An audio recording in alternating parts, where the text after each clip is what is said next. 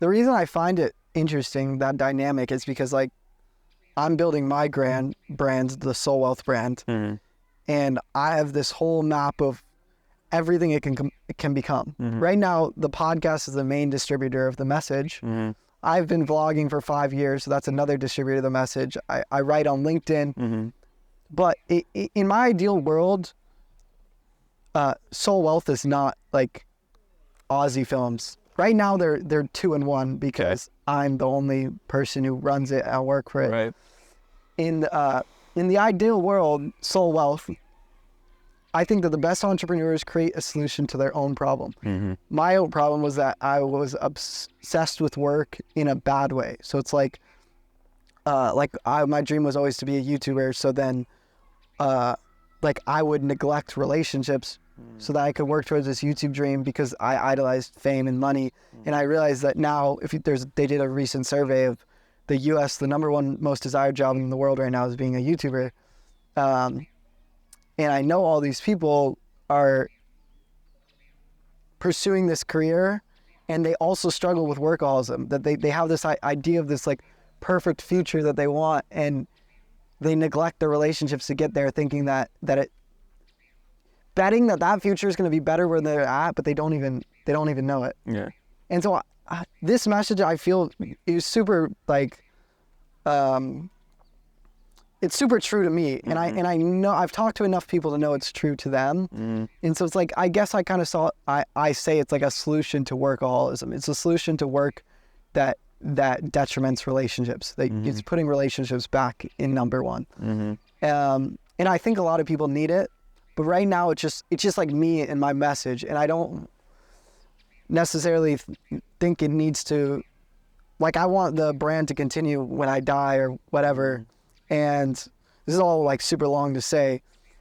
I've looked for people to work with, and what I realize is that I have a bunch of creator friends, I have a bunch of entrepreneur friends, and it's so hard to find people to work with because everyone wants to be number one in their brand, including myself. I want to be number one. I want to lead the brand. I'm not going to act like I don't have that. Yeah. But just by like letting go of you being number one, you can go so much further with someone else. And that's why I find that dynamic interesting of like working with Jeff, and it's like I'm seeing all these videos of you on jets and he's speaking and you're there, and like it's funny because it's like you're in the same place as him. You're doing the same things. You're living the lifestyle. Yeah.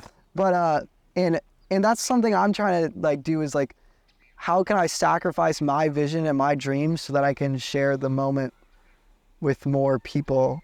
Which is just like, I don't know, just like an interesting I get you. I mean, I like thought. Like going with David the first time, Yeah. I had to let go of my business because I started my own social media marketing business for about 1.5 years. Yeah. I ran it by myself before getting picked up by Dave.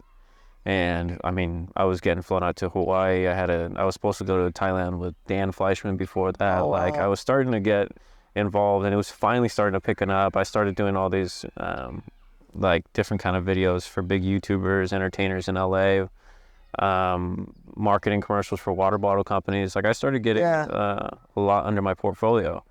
And after that, when I got the opportunity with Dave, I remember emailing them, and I was like, they're looking for someone in-house. And I was like, I wanted to contract Dave under my company. And they're like, sorry, but we're looking for someone in-house. And I had to ask myself the question is, will working with this guy excel me to what my end goal is? Yeah. Right? To be a better entrepreneur, basically become the most I can be. Yeah.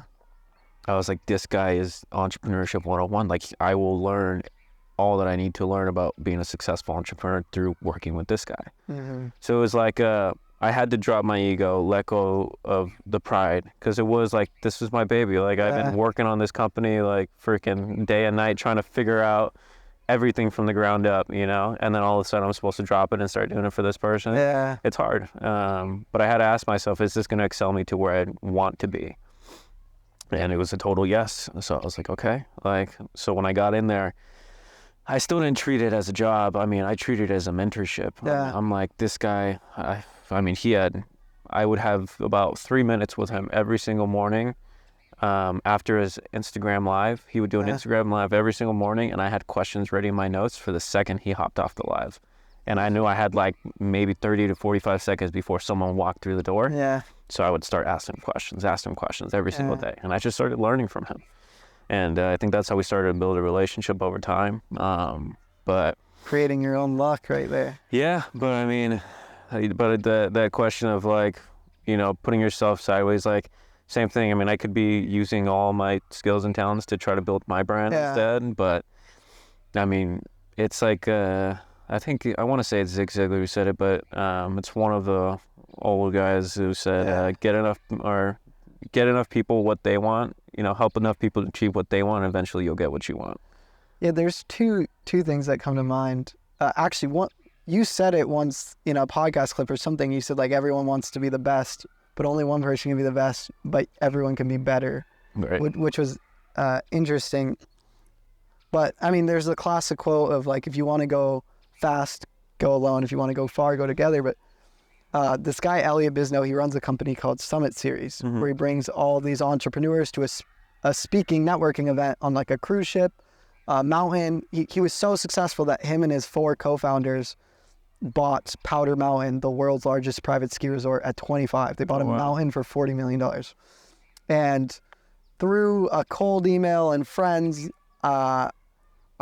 he actually sent me to walk across Spain this past summer. Kind of weird mentorship, like super blessed opportunity. But he had a quote that really kind of hit me home on the idea that we're discussing, which is, this guy, dude, he's had Warren Buffett speak at his events. He's had Kendrick Lamar attend his events. And someone asked him, what is the best part about being an entrepreneur? This guy's had every cool experience. He's met everyone you can imagine. And his answer, the best part about being an entrepreneur, having co-founders. Because he said getting to share the moments with someone else makes it worth it.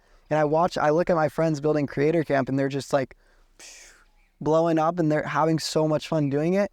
And that was kind of when I had the revelation where it's like, I think everyone kind of pictures like my brand, my building, and right now it is my brand. I'm working with this guy, Joey, shout out Joey. But it's like, let's take it to the extreme. If I had 10 million monthly listeners and it was just me, and it was like I had all the money in the house in the world, would I rather be there, or would I rather be at 1/10 of that? But along the way, it was just the most fun because I was just sharing every moment with my co-founders and entrepreneurs, and I sacrificed my vision and my brand and money, and I sacrificed all that stuff, but I was just enjoying the journey so much more. That's like a question I ask myself, and it's really difficult because part of that is people aren't going to want to work with you or build anything with you until you build something for yourself. So it's like, it's kind of just a weird. I think it's an interesting topic on the side of, because in my head, when you say that, it's like, would I rather have the money or the relationships kind of thing? Yeah. In my head, I'm like, why not both? I know both. Like, Yeah. You can still have the abundance mindset and say, okay, how can I get there with that? Yeah. Because there is a part of it, and I still struggle with it, is where the workaholism, like, I'll get very anxious if I don't work, like, and a lot of times, like, as much as I say family and relationships, I put them up there, a lot of times I do decide to just put my head down and work more, and so that's something I still struggle with. But I think it was, do you know Rick Warren?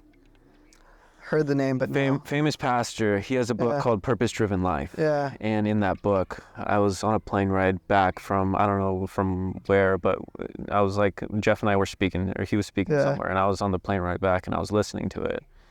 And I'm just in the plane, and it just hit me in the face where he's like, your relationship's got to come first. Yeah. Relationship first and foremost to God, and then after that, your loved ones, and then from there, whatever it is that you're working on, your mission goal on. And because it was always very hard to put aside, because for me, when I look at my values and I put my faith first, it's like my work is like tied to my faith kind of thing. So it's like, how do I find this balance of back and forth? But really my job is to share what I do have for those around me. I mean, it's very simple when you break it down to what we're supposed to do is just like very simple. Treat others how you want to be treated. You know, to be able to help those in need if you see someone. Like, it's just the simple stuff, but once you tie it into work and everything else, it just gets so hard because you want to like, everyone wants to do something big. You know, everyone wants to do something big, and you can. And I think that's an important part of it, to believe on that side too, but not to think it's a failure if it's not. You know, I mean, even when I spoke on that stage, I was freaking out. Like, I'm not kidding. My heart was just pumping. I'm in the back. My hands are all sweaty. And I've spoken in front of people many times, but that was the biggest stage that I got. And the people I was following up were like the best speakers in the world. So I'm freaking out. Wild. And eventually I had to ask myself one thing. I was like, if I'm literally sitting in the back of the room while John Gordon's finishing his speech. And I was just like, even if I only impact one person, and I'm looking at the back of the heads of everybody, I'm like, even if just one person, I'm like, is that enough for me? And I had to sit there and ask myself that question. And I was like, yes, you know, even if it's one person that helps them change their trajectory. Same thing for the podcast. Like, if it's one person who listens to this, like, is that enough? And it's just it's a yes. Yeah, dude, you're sparking so many thoughts. I mean, even biblically, it says there's literally a parable in the Bible. It says, if a farmer has 100 sheep and one goes missing, will he not leave the 99 and go find the one? It's like to care that much that you would leave and go find the one. I know some of the best books in the world, Tim Ferriss' The 4-Hour Workweek. He said if you write it, he wrote it to one person. In the beginning of the books, it always says to my mom, to my dad.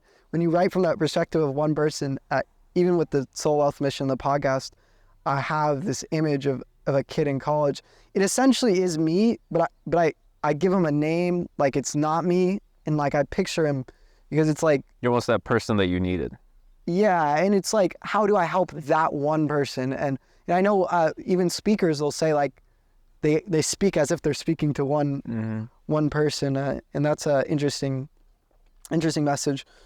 Going back to the like relationships and what you heard from that pastor,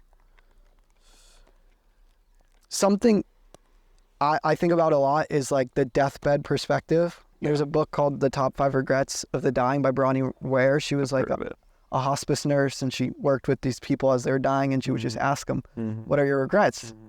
And the second most common regret, I wish I hadn't worked so hard. Because and that hit me. I think the other thing that hit me was just picturing like when I was in my grind modes, like just going so hard, it's so easy to like recount that story to someone and be like, or even recount it to yourself, and you're like, dude, I know that I deserve to be where I'm going, because like I'm working on Saturdays, I'm working all day, like and I'm doing this and this and this.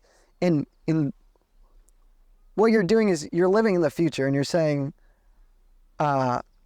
like, I'm so happy because I'm investing now so I can be somewhere great in the future. But if you died in that moment, would you be happy with how you spent the last week of your life if you just worked so hard and you just, and there's a balance, because it's like, you could say the same thing and be like, well, then why don't you just never work and spend all your time with people? But I think that's where it goes back even to what you said in the beginning with having the purpose and the vision, because our job, career, or calling, it's like if you have a job and then you're just working and your relationships and your impact are separate.